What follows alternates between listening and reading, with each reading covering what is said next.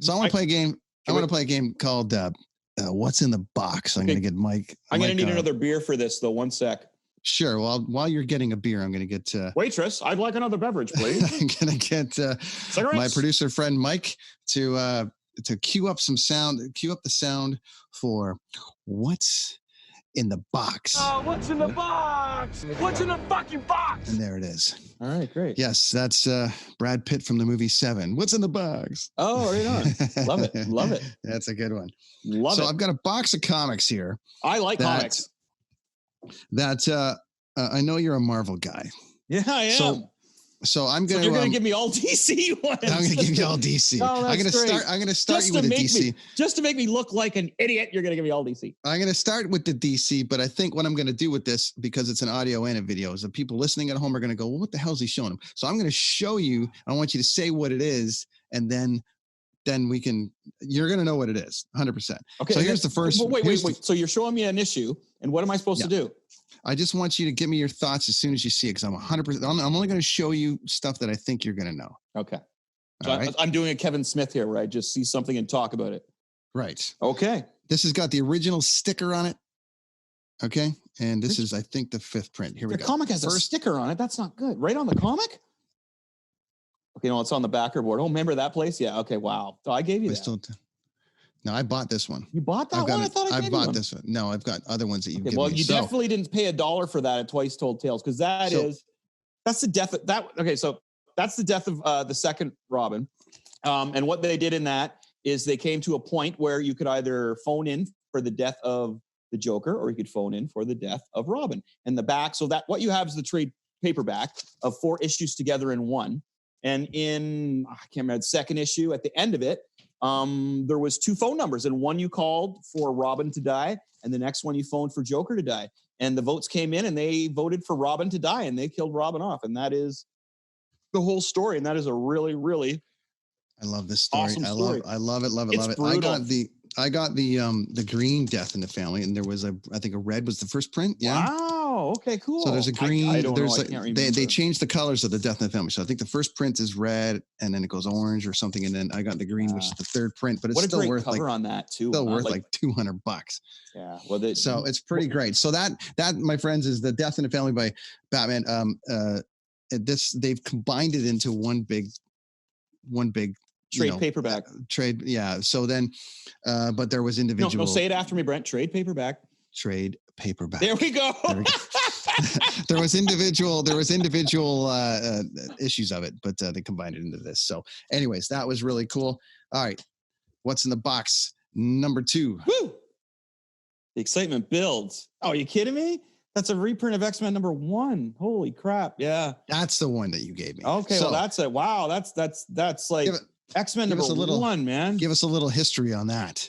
Oh, are you kidding me? X-Men. Okay, well, that's one of the titles that you hear a lot of Stan Lee. Hey, I created this and I created that. That is one group or one comic book that Stan Lee did officially break down each character, and it came out probably closest to his rendition or his imagination of what would come out of that. When he created Spider-Man, Steve Ditko just basically created his own very unique costume for Spider-Man that Stan Lee had no idea was going to come out. Ready? Yep. 3rd one. One of my faves. Death of Superman. Oh, wow. Ghost Rider. Holy cow. So that's an original too, huh? That's the original. Yeah. What number is that? I can't quite. What number is that? This one here is, where did it go here? So it's actually a little rough. I got this from a couple of years ago. I got it years ago. It's one of the first comics I got. Let's open her up here. 1982. Jeez. 82. Very nice. So that's Johnny Blaze. Yeah, that's. Yeah, look at the back. Oh man, deeds not words. Yep. Megaforce, man. Anything that has the word mega in it is good. This is volume 1, number 72, September 1982. Awesome. And that is that's Johnny Blaze is the Ghost Rider. And the second volume, Danny Ketch becomes him. There's the bubble yum. Oh, the ads are some of the best parts, right? I like the ones from the 70s where it's just a whole bunch of little ads. Send us $4 for a box of surprises. Or 75 cents it probably would have been, right? It's unbelievable. And there's still something about how the feel of this paper from the 80s was. Well, the smell too. The smell of it's just great. I love old comic book smell. It's so good. So keeping with that theme, another one that's very near and dear to my heart, which was the relaunch. The relaunch. Oh, Ghost Rider #1, and that's Danny Ketch as the Ghost Rider. Yeah, wow. That's a nice one too, huh? So the movie was about Johnny Blaze, not Danny Ketch. So that's just #1 of a relaunch of Ghost Rider. Now, nowadays in Ghost Rider, Johnny Blaze is the king of hell, and Danny Ketch is trying to fight him. So it's like new Ghost Rider versus old Ghost Rider, basically is what's going on right now. And Mephisto is sitting back laughing, having a beer. Here's an interesting one that I got. 1986. All right, I still got it. Okay. Let's see if you remember this. See if it rings a bell. Okay. Ba-ba. Wow, Spitfire #3. No, I'm actually drawing a total blank on that one. It's a great story. It was wow, new universe.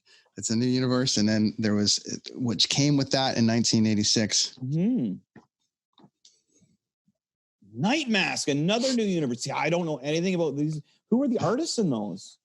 Like who's the penciler? Who's the penciler? Yeah, who's the penciler in those? Nobody cares who the inker is. Ron Wagner. Oh wow, Ron Wagner, he's good. Danny Bellinati for inks. Nobody cares about him. Okay. That was Spitfire and Night Mask. Ron Wagner actually went on to do some really big stuff. And you said you wanted the artist was Ernie Colon. Oh. And the letterer was Janice Chiang. Nobody cares about letter either. Okay. No, but you know what? That other one there is some early Ron Wagner work. So that could be worth something. That could be a diamond in the rough there. Yeah, there's some cool ones here. I don't want to go too far into DC world, but let's go back to 86 for a minute. See if you can remember something here. Mm-hmm. Wow, the super. Oh, you got. Whoa, that's a good one because you got Darkseid's in that. Anything that Darkseid's in the 80s is worth some money. That's a good one. I don't know much about what goes on there, but you got Darkseid on the cover, so I know it's a good issue. There's some classics Jack Kirby. here. Jack Kirby, legendary Marvel guy, created Darkseid with the New Gods. Who's your favorite? Jack Kirby. Jack Kirby and Todd McFarlane and John Byrne. Wow. But Jack Kirby right now, man, like this shirt, I wear this every day because Jack Kirby had a shirt like it. That guy worked so hard and he created so much. The whole Jack Kirby Stan Lee thing, we could discuss forever. Wow, man. Wow. I'm going to go with a couple more here for a minute.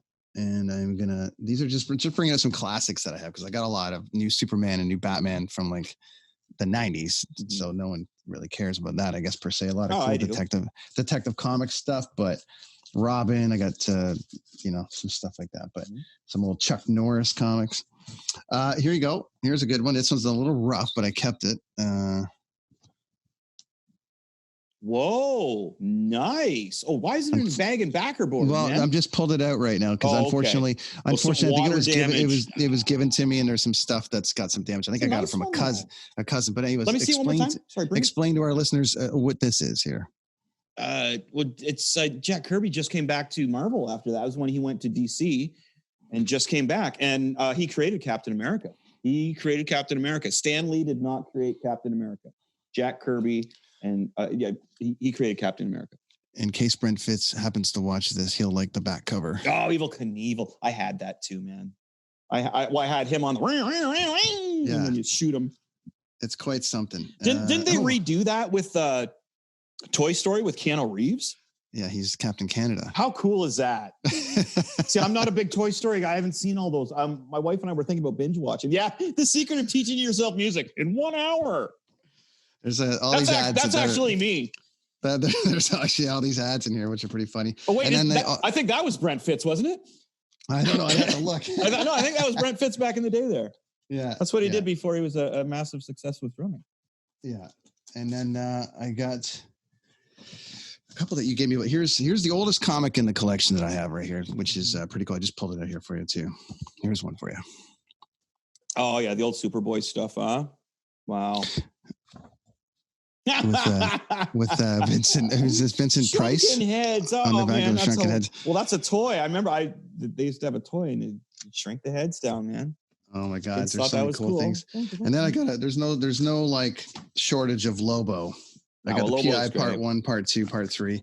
There's so many stuff. So anyways, there's some stuff that's well, here's one thing before we end, just at the very end. So Lobo there, and I think we talked about this with on the other podcast with Dean, yeah, was that if they did want to do a funny, violent type DC movie, Lobo would like, be like Deadpool.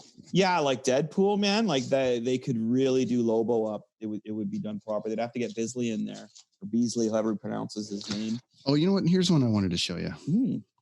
Here's one I want to show. I'm going to pull it out of the thing. I'm going to go very carefully. This is one of my favorite ones that I ever got from Twice Told Tales in Port Perry, Ontario. I love Twice Told Tales. They were there when I first moved to Port.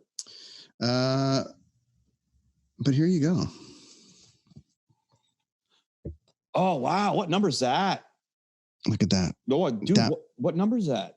This is book 31. Just 31. Okay. July 1990, and you can see by the illustrations in it, which is just it's all the whole comic is black and white. Of course it is. Yeah. No, that's how they started.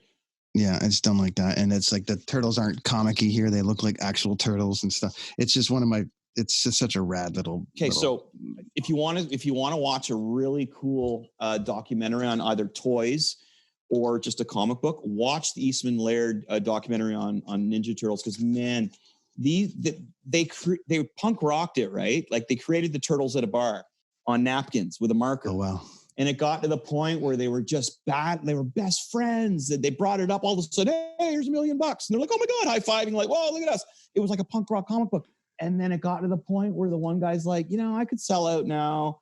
And the other guy's like, no, I don't want to sell out. I want to hold on to this. And of course, the guy that hung in there got the, okay, so here's $1 million for the movie, and the guy that didn't was like, oh, well, it should happen. But and then they show them getting back together when they're older and drawing and talking and having a beer. And it's just such a beautiful story, man. Like the Ninja Turtles, whatever, but the creators, the story behind it is beautiful. Thanks for stopping by, friends, to the Brenton On Tour podcast channel on YouTube. Coffee, music, travel, life, all of those things. One page, lots of guests, lots of chatter. We talk about all of it. If you like it, subscribe, hit the thumbs up button, leave a comment. I'll get back to you. Thanks, friends. See you next time.